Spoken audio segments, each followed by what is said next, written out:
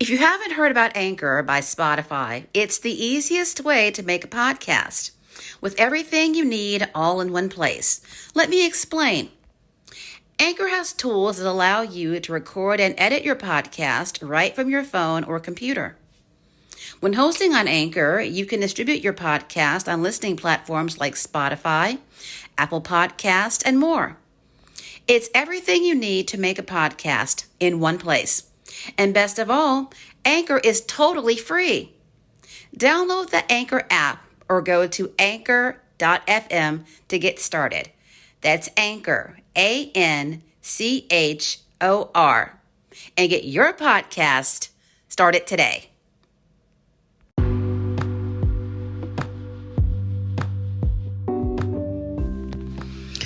Hi guys, welcome back to Two Sisters, One TV, the classic TV podcast where we talk about all things and everything classic TV. Today I want to kind of basically take a detour from what we normally talk about on this podcast, kind of deviate from what our normal subjects and topics are. I want to talk about the very first concert that I have been to since the pandemic hit. I hadn't been to a concert in 3-4 years, and this past weekend, my sister and I went to see Brian Wilson and his band in Chicago. They are on tour together for the rest of the summer. Not sure exactly when their tour will come to an end. Will it end in July or August? I'm not sure. But I just want to take the time to kind of talk about that and share my thoughts and, do a little brief review here. Brian Wilson and his band. Now, for those of you who do not know, Brian Wilson, of course, the mastermind behind the Beach Boys, one of the founding members of the band. He is on tour again with his band. Now, for those of you who do not know, the Beach Boys are split into two camps. You have Brian Wilson and his band, which consists of Al Jardine, another founding member of the Beach Boys, and his son Matt Jardine, and also Blondie Chaplin, who joined the Beach Boys in the early 70s. He was a member for a couple of years. And then you have the other guys who are also in the band. Now, you have on the other side Mike Love, another founding member of the group, and Bruce Johnston, who joined the group in 1965. I believe Mike's son Christian is back with the band, and you also have on occasion David Marks, another early member of the band. He, from time to time, will also play with Mike and Bruce and their version. Now, also along with Mike and his group, Mike and Bruce and their band, on occasion you'll have John Stamos perform. John Stamos, one of the biggest Beach Boy fans in history, very close friend of Mike Love. And so he also will perform on occasion with Mike and Bruce and company. Now, how did they split? Well, that's definitely that's for another episode for another time, because there's just so much backstory about the Beach Boys. Their history is very long. It's a 60-year history. That's how long they've been out there making music and bringing entertainment and joy to so many of us. Very complicated relationships within that band, very complicated history, very blessed history. But that's again for another day. That's going to be a really long episode if and when I actually do that. But Mike Love is the one who he and his version, they carry the Beach Boys name. So let's say you see online or wherever you hear on the radio, the Beach Boys are coming to town. What you're seeing or what you're going to be seeing or who's going to be coming are Mike and Bruce and possibly David Marks, Christian, maybe John Stamos. It's that version. It's not Brian Wilson. It's not Al Jardine. How did they get that particular, why are they known as the Beach Boys? Well, this was settled legally, I believe, in the late 90s or early 2000s. There was a vote taken. There was a lawsuit between Al Jardine and Mike Love, and everyone had to vote within the band. And including Brian Wilson himself, they voted, pretty except for Al Jardine, of course. It was pretty unanimous that Mike should carry the Beach Boys name, since his voice is the one which is synonymous with most of their biggest hits. I mean, just take a listen to California Girls, Fun, Fun, Fun, Surfing USA, Little Deuce Coupe, Shut Down, Surfing Safari. That's Mike Love's voice that you hear on those songs. So as a result, that's why he is the one who carries the Beach Boys name. A lot of fans vehemently disagree with this. As for me, I can take it or leave it. There are a lot of very passionate Beach Boys fans out there. I have my opinions, my points of view, but I'm not argumentative about it in any kind of way. I respect the opinions of others, and I'm just basically about enjoying the music. I'm very fond of all of the members of the band. I love, like I said, the music itself, and, I don't take sides. But anyway, Brian and his band, they, did an amazing job. They performed first, and then Chicago followed. Now, due to my forgetfulness of how it is to prepare to go to a concert, I did so much slowing around and procrastinating that as a result, we were late. And I am still kind of kicking myself for that. I am pretty much past it, but not entirely. By the time we got there, Brian and his band were in the middle of doing Sail on Sailor. And I was absolutely heartbroken, devastated, gutted. The reason why is because the Beach Boys are my favorite band. They have been since I was 9 years old. It's been a 42-year love affair with me and their music. Now, I like all kinds of music. I like hip hop, big band, classic rock, pop. I love instrumental. Classical music like Beethoven. I like any kind of music that you can think of. I've always been a big music lover. My family was big into music, so that was passed on to me, passed on to my sister. So I like everything. Every genre of music out there, I like something from it, something within it. But the Beach Boys are my favorite. There's just something about their music that's brought so much joy and happiness to my life that's really touched my heart. So when I realized that we were late for their set, I was very upset. Because in some of the cities where the tour has been, Chicago has gone on first. And then Brian Wilson and company followed. But this time, Brian and company went on first, and then Chicago followed. And so I was in disbelief. Now, we did get to see half of their set, fortunately. We didn't miss it all. We didn't get there after it was over. We didn't get there on the last song. We got to hear them do quite a few songs. We got to hear them do I Can Hear Music, Good Vibrations, Wouldn't It Be Nice, Sloop John B., Surfing USA, Fun, Fun, Fun. So I'm grateful for what we did get to hear. And I have seen Brian Wilson before. I've seen he and his band before. This was my third time to see them. So I have heard all these songs before live. So it wasn't like it was the first time. So, I take comfort in that as well. But there is a lot of debate amongst Beach Boys fans right now. Because Brian, of course, is 80 years old. He turned 80, I believe, last week on the 20th. And he's not in the best physical condition. He's had a lot of back problems. He's had a couple of back surgeries. And he, at this point, is in a wheelchair. And I must say that when their set was over, and I saw his assistant, I didn't know that Brian was sitting behind the piano in a wheelchair. That I was not aware of. Because, of course, we didn't see them when they came out on stage. So I thought that he was, because Brian always sits behind the piano. Sometimes he doesn't even play the piano. Sometimes he does. He pretty much performs at his own leisure when he's in concert. Sometimes he doesn't sing at all. Sometimes he will sing. Like when we saw him, he sang on Surfing USA. He sang on Good Vibrations. But there were other songs he did not sing on at all. Sometimes he doesn't play. Sometimes he just kind of sits there. Kind of in his own world. But he does, from what I understand, what I've read, he does love to tour. He loves to be in the environment. He loves to be with the people. He loves to hear those songs that he helped to write and that he composed all those years ago as a young man. So the way I see it, if he's up to touring, he should be able to go out there and continue to do it. I mean, it's his life. It's his decision. We should respect that. Now, there are people out there who are wondering, is he touring by force? Is it about the money? Probably so. I'm sure that there is a monetary purpose within his touring, because, I mean, that's basically how musical artists make their money these days, is by touring. I'm sure that is a factor.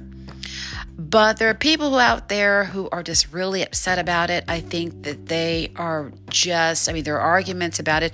Beach Boys fans are very passionate. They're some of the most passionate fans I've ever seen. Now, like I said, I stay out of the arguments and the debates. But, I mean, just go to some of the Facebook groups that are out there, and you're going to see all kinds of arguments and debates, and it could be pretty intense. I think that, like I said, Brian should stay out there and tour and do what he wants to as much as long as he can, and as long as he's able to do so. That's the way that I see it. Now, he'll stop when he's ready, but people kind of should just really leave the man alone. I mean, I admit, like I said, when I saw him being wheeled from behind the piano in the wheelchair, it broke my heart. I could have cried. I did not. But that's an image I will never forget seeing. And of course, after, he was wheeled from behind the piano, he was helped off stage. He's on a walker, and he was helped off stage with his assistant. And I remember that, we were standing, a lot of us, and we were, giving him a standing ovation as well as the rest of the band. And I watched him until he was completely out of sight and off stage. It just really did something to me. And I'll never forget seeing that. Very surreal, to say the least. But again, they did a marvelous job. His band is so tight. Fantastic musicians. Really good singers. And of course, just seeing Brian again was a real thrill and a real pleasure and an honor, because the man is a legend. He's an icon. He has brought happiness to so many of us for so long. And just seeing him, whether he's singing or playing or not, I don't care. I'm one of those people who does not care. Just seeing him is something so special. So Brian and his band, they did their set, and then they left the stage. And then, of course, Chicago came out about probably half an hour later, maybe 45 minutes later. We'd never seen Chicago before. They were phenomenal. Now, some people out there are calling them a tribute band, which I vehemently disagree with, because you still have Robert Lamb, who is a founding member. He's still there. And a couple of other gentlemen are also founding members are still there in the band. I don't consider that to be a tribute band. You do have new members or newer members, yes, but it's about the music. And they are a very tight band. They were fantastic. They have a singer, do not know the gentleman's name. They have a singer who, sounds very similar to Peter Cetera, because you have to have a vocalist who sounds similar to Peter Cetera in Chicago if you're going to tour, especially because people want to hear the hits. And Peter Cetera, his voice is a part of some of their biggest hits, so it makes sense that you have someone who can hit those notes the way that he did. But anyway, they did so many of their songs. They did a lot of their early stuff, like Color My World, Beginnings, Does Anybody Know What Time It Is? They did the ballads like Hard to Say I'm Sorry, Hard Habit to Break, If You Leave Me Now, You're the Inspiration. They did a new song. I believe the song is titled If This Is Goodbye. Total Chicago fashion, all of the horns and the great vocals. I really liked it. The audience was there. I must say this was a Chicago audience. The audience, for the most part, the majority of the audience did not come to see Brian Wilson. They didn't come to see the Beach Boys. A lot of them didn't know anything about the Beach Boys, not familiar with their music. The guy sitting next to me was scrolling through his phone looking up the Beach Boys on Wikipedia, because he admitted to the people he came with that he didn't know anything about the music. They didn't know anything about it either. I happened to overhear them talking, and they admitted they didn't know anything about the music. They knew none of their songs. And a lot of the people who were sitting there kind of were like deer in headlights. They were just there to see Chicago. They were not feeling the Beach Boys or Brian Wilson at all. Now, there were Brian Wilson fans there because Brian got about 2-3 standing ovations. But again, this was a Chicago crowd. And that's when they got enthusiastic, when Chicago took the stage. And they heard Saturday in the Park. They heard Old Days. And they heard all of those classic Chicago songs that, 25 to 624, Just You and Me. That's when they began to really get involved. And that's when they were really interactive. And of course, I totally get that. I mean, Chicago was wonderful. I am still on a high, but having finally seen them after all of these years. My first introduction to Chicago was 1976 when If You Leave Me Now came out. And of course, it was a big number one hit. It was a Grammy Award-winning hit. That was the first song I heard by Chicago. I was 5 years old, sitting in my grandparents' 1968 Chevy. We were sitting in front of Safeway.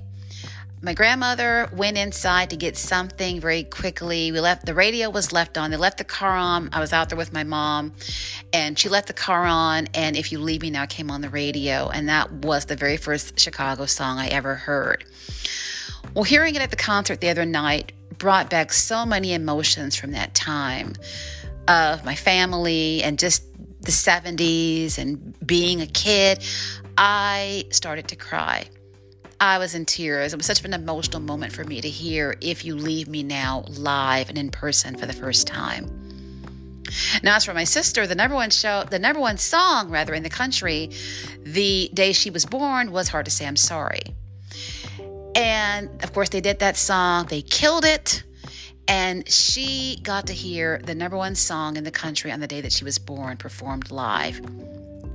And I was so happy for her. I nudged her, and she taped the whole thing on her phone. And I am so happy that she got to experience that, because a lot of people don't get that experience. You don't get to hear the number one song in the country on the day that you were born performed live. Now, it happened to me as well.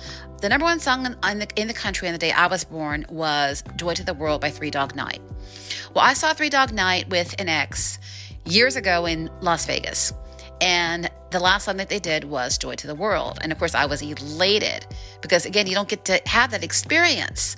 Very few people have that experience. And I was so happy to get to hear, Joy to the World done live. It was wonderful. So I was so happy that was something that she got to experience as well. It's something that we both share. And it was wonderful. The concert, I would do it all over again. I would be on time, but even if we were late, still, I would do it all over again. And if you have the chance to see Brian Wilson and his band, if you have the chance to see Chicago during this tour, go see them. Because honestly, that's one reason why, I think that's why I got so upset about Brian's set missing half of it. Because I've heard these songs in concert before. Of course, each time is different, but I couldn't help but think that with Brian's physical condition, this might have been the last time that we, will ever see him. And that's why I was so upset. Now, he might have one more tour left within him, but then again, he might not. I mean, only time will tell. So if you have the chance to go see him and his band, if you have the chance to go see Chicago, I highly recommend going to see them. If you like their music, if you're fans of their music, or you like good music, period, go and see this show. You will not be disappointed. Like I said, now in regard to Brian, like I said, he's not very interactive. He doesn't interact with, the audience. He doesn't interact with the members of the band. He's pretty much in his own world, and like I said, he does what he wants. But still, just to see him is something, like I said, that's so special. Same thing with Chicago. to see Robert Lamb, who's still a good-looking guy, by the way, and also the other guys who are original members, founding members of the band. That's something special. And just to hear those songs, because music is just something I treasure. I treasure music. I listen to music every day of my life. No matter what I'm doing, if I don't even go anywhere, if I don't leave my house, I'm listening to music. So just to hear those songs performed live is just something that it's just so unique. And it's an unforgettable, exhilarating experience. So again, I recommend going to either, Chicago has a website, Brian Wilson has a website, the Beach Boys, they have a website. They tell you about what's going on with Brian Wilson and Al Jardine. You can also go to Google, find out if they're coming where you are, find out when the tour is going to be, how much longer they're going to be out there touring. Go and see the show. It was really, really good, honestly. Not just because I'm fans of these groups, but I'm just telling the truth. The show was unforgettable. It was phenomenal. And whatever happens next for Brian, as well as Chicago, as well as the other guys in Brian's band, I wish them all nothing but much continued success. I have much love for both of these groups. I mean, the Beach Boys, Brian Wilson, Chicago, I love them all. So, go out there and check them out. They seem to be alternating, though, because, again, in some cities, Chicago goes first. They do a shorter set, and then Brian Wilson and his band finish out the show. In our case, it was the opposite. Brian was on first, then Chicago finished up. In some cities, when Chicago goes on first, because Brian Wilson or the Beach Boys and Chicago, they have a history. The song Wishing You Were Here, which was released around 1974, features the Beach Boys on background vocals. Al Jardine, Mike Love, Carl Wilson, I believe also Dennis Wilson. They all sang background vocals on Wishing You Were Here. And in the cities where Chicago takes the stage first, well, Al Jardine, Matt Jardine, a couple other guys, they go on, they sing along with Chicago on Wishing You Were Here. Well, that didn't happen, of course, when we saw them. However, during Darlin', when Brian and his band did Darlin', the horn section from Chicago came out and they played. It was great. So, again, I just wanted to, just kind of do something different today. Whether I'm going to actually do a Beach Boys episode remains to be seen. If I do it, I think it's going to be pretty long because, there's a lot of history about that band, a lot to tell about those guys. So that would be a long episode. I might do it. It would be a lot of fun. But again, just to give you a heads up, it's going to be a long one. I just already know that. Don't think I could do an episode about Chicago. I probably could. I'd have to do some research on Chicago. I don't know as much about them as I do about the Beach Boys. Who knows? Maybe we'll start incorporating music into this podcast. Not sure. It's still going to be about classic TV, 95%. But every now and then we might throw a little music out there because this was a lot of fun to do. This was a fun episode to do. They're all fun to do. But going in a different direction, talking about the concert and going off into music was something that was exciting just to think about doing. So we might keep this going. Remains to be seen. But we'll definitely let you know and keep you updated. So anyway, that's going to wrap up the episode. I knew it was going to be too long. But again, this was my first concert in so long, and I was so excited about it. I'm still on a high from it. I want to share the experience with you all and just, give my little review here. So I hope you enjoyed listening to this. We certainly enjoyed bringing it to you. We'll be back with a brand new episode in about a week or so. We're going back to the classic TV format as usual.